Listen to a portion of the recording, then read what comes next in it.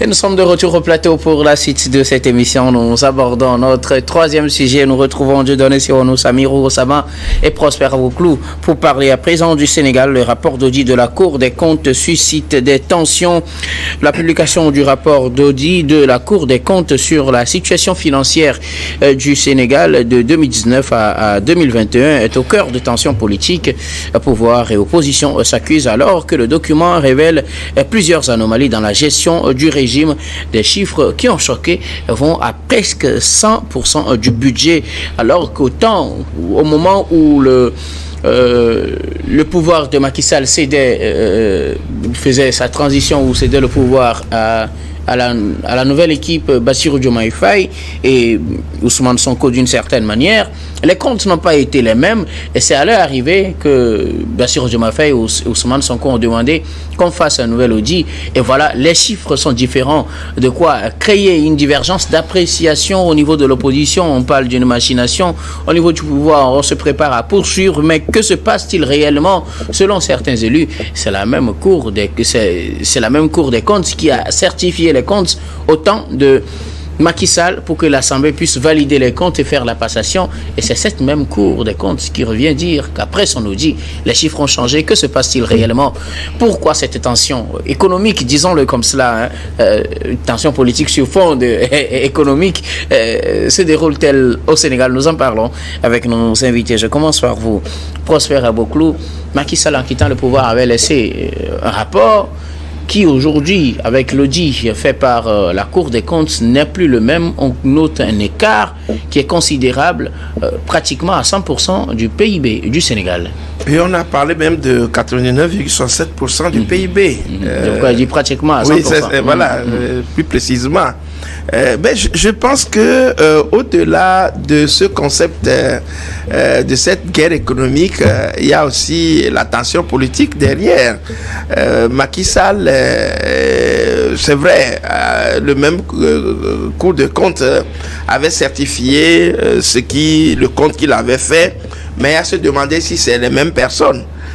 Parce que je suis d'avis que quand la nouvelle équipe dirigeante de Ousmane Sonko et Diomaye Faye est arrivée, ils ont changé un certain nombre de choses. Ils ont pris 6 mois justement pour mettre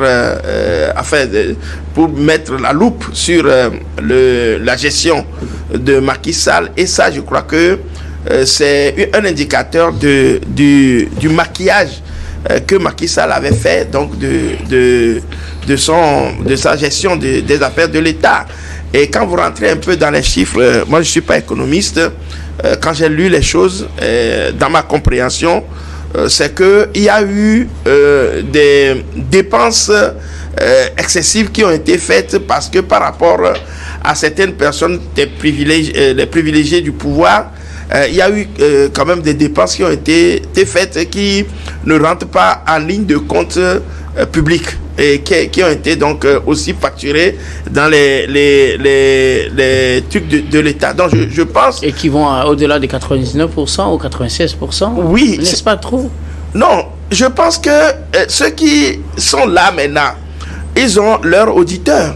Ceux qui peuvent auditer les comptes et démasquer les magouilles qui ont été faites à l'époque.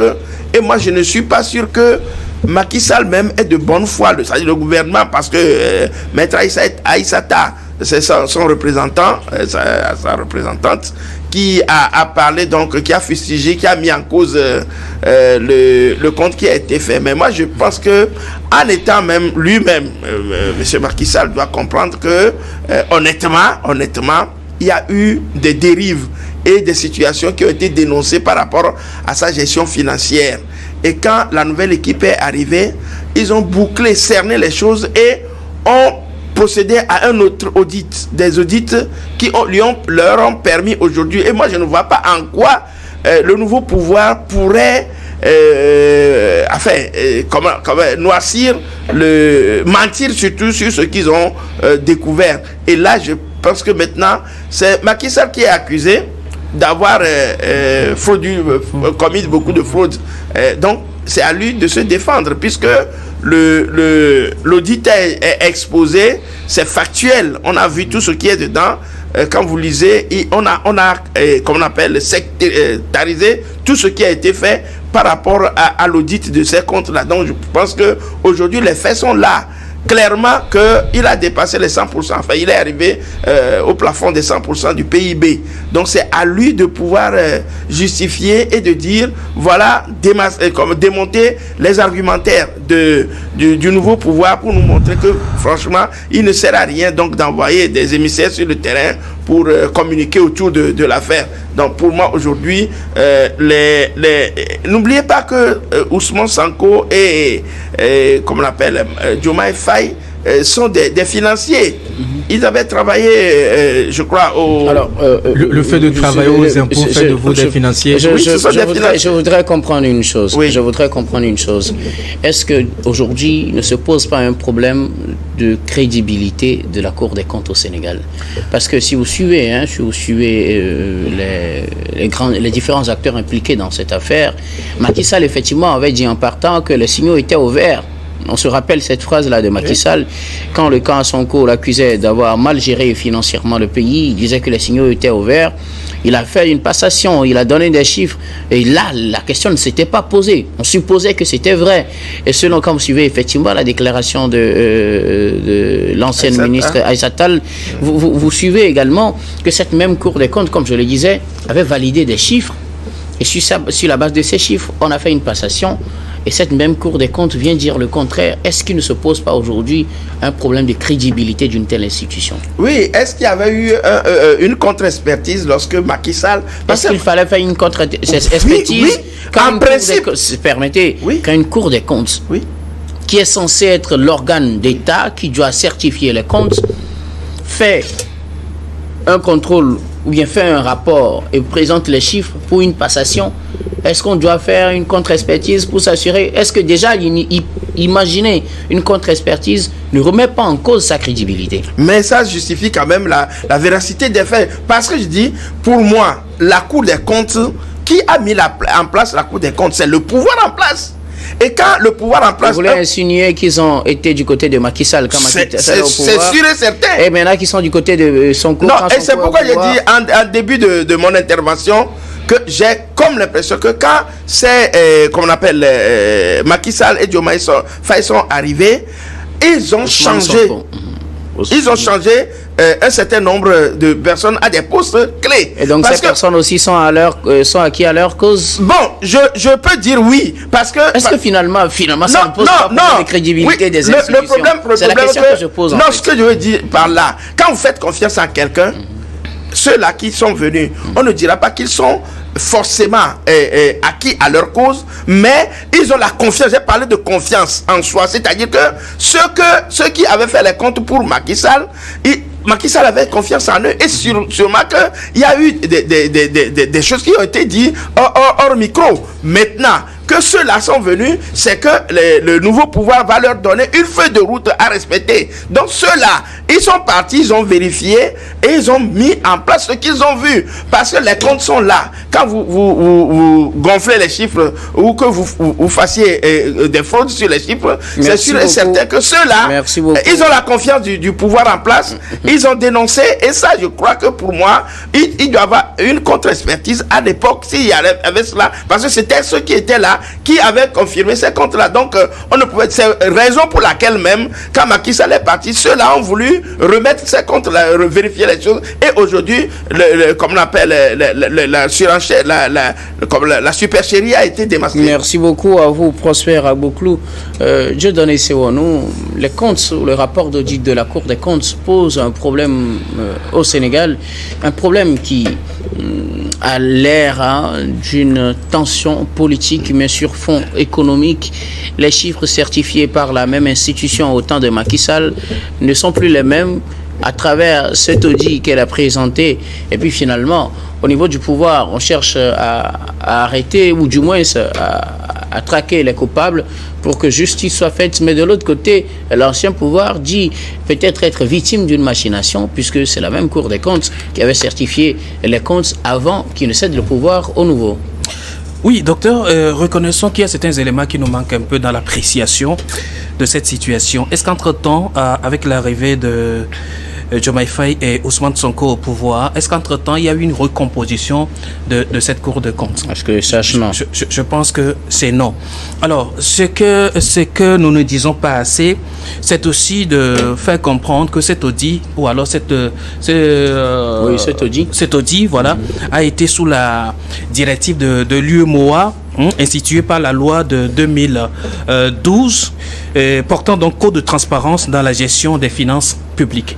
Alors, cela voudrait dire, il y a un élément nouveau qui vient s'ajouter à la démarche de reddition de comptes qui n'était pas forcément la même lors de la déclaration de Macky Sall portant les signaux au vert en quittant le pouvoir.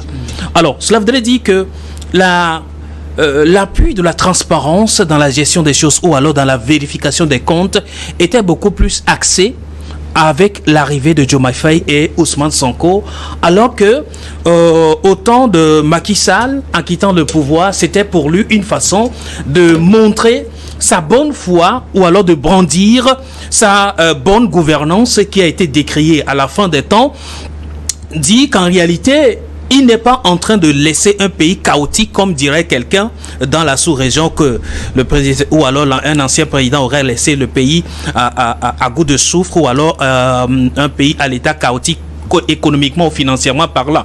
Alors Macky Sall aussi voulait montrer ses preuves avant de partir, mais rien, il n'avait aucune pression à l'époque de dire la réalité des caisses, la réalité du budget, la réalité de la santé financière du pays. Il n'avait aucune pression. Mais c'était cette pression que devrait peser, que devait faire la Cour des comptes, puisque c'est elle qui analyse, c'est elle qui justifie les comptes. Malheureusement, c'est à ce dilemme-là qu'on est confronté. Voilà pourquoi je dis... Pourquoi je demandais, est-ce que ça ne pose pas un problème d'abord de crédibilité de cette institution? Non, mais c'est pas une question posée, ça pose réellement un problème de crédibilité de cette institution censée, comment dirais-je, regorger des magistrats de poigne qui sont bien informés des questions financières, des questions économiques et qui savent de quoi ils sont capables. Et je rappelle encore que les institutions au Sénégal sont des institutions assez solides, en tout cas comparativement à certains pays de la sous-région.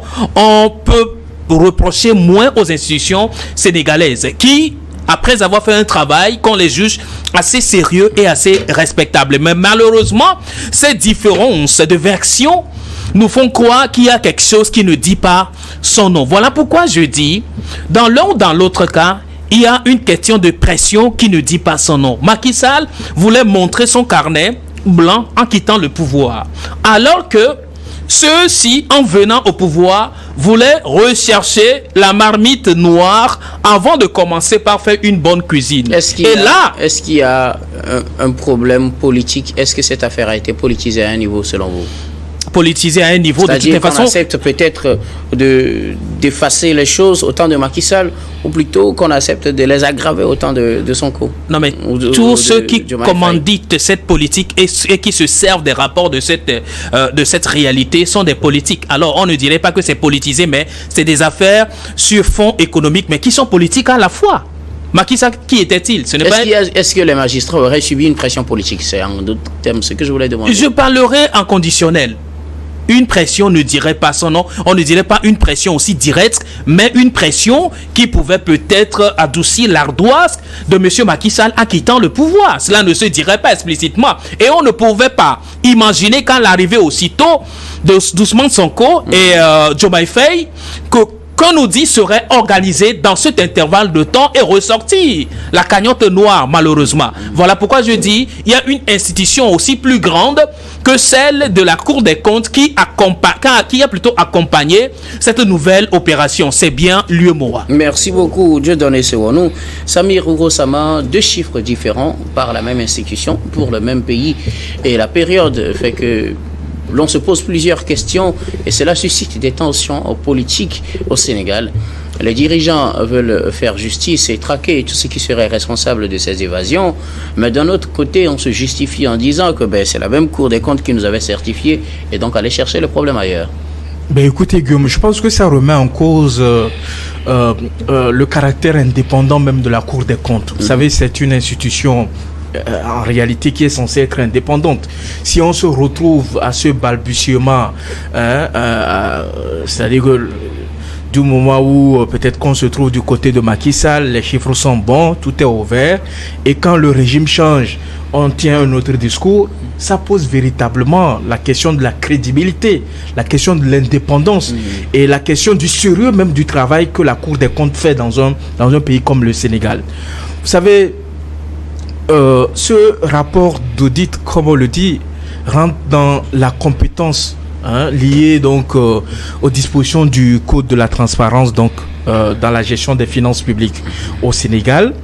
Et lorsque vous regardez un peu la loi organique qui institue la Cour des comptes, vous vous rendrez compte que dans l'exercice budgétaire, c'est-à-dire que nous avons 3 catégories de lois. Nous avons la loi de finances initiale, nous avons la loi de finances rectificative et nous avons la loi de règlement qui constate l'exécution donc du budget au cours d'une année. Et avant que l'Assemblée nationale ne vote cette loi de règlement, c'est-à-dire que les comptes sont bons, c'est-à-dire tout a été exécuté, les comptes publics sont jugés sincères et transparents, et tout cela, ça veut dire que la Cour des comptes doit pouvoir certifier que les comptes publics sont au beau fixe. Et c'est ce qu'elle a fait. Et non, c'est pas ce qu'elle a fait durant le mandat de Macky Sall. De 2019 à 2024, chaque année, il y a une loi de règlement qui est votée. Quelle est l'attitude de la Cour des comptes par rapport à cela? Pour la Cour des comptes, tout est bon, tout est ouvert et tout ça. C'est ce qu'elle a fait. Oui, bien sûr. Donc aujourd'hui, quand elle vient tenir notre discours, après avoir fait sortir la situation donc des finances publiques, gestion 2019 à 2024, on se pose la question, finalement, on doit croire quelle forme de quelle version quelle version donc de la Cour des comptes? La Cour des comptes sous Macky Sall ou la Cour des comptes après Macky Sall? C'est justement la question qu'on se pose aussi. Oui, parce que quand vous regardez un peu les agissements politiques, monsieur Ousmane Sonko, même avant même d'arriver au pouvoir, avait annoncé des poursuites contre de présumés auteurs de malversations financières. C'est-à-dire avant même qu'ils ne viennent à la tête du pays et qu'ils prennent possession de tous les chiffres.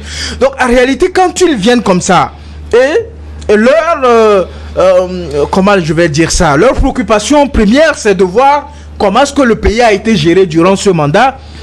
On se demande la question, est-ce qu'il n'y a pas des idées cachées derrière? Est-ce qu'en réalité, ils ne cherchent pas des éléments pour pouvoir poursuivre donc le régime de Macky Sall, donc tous ceux qui ont participé à la gestion donc des finances publiques sous le président Macky Sall? Parce qu'en vrai, en réalité, endetter un pays n'est pas un problème.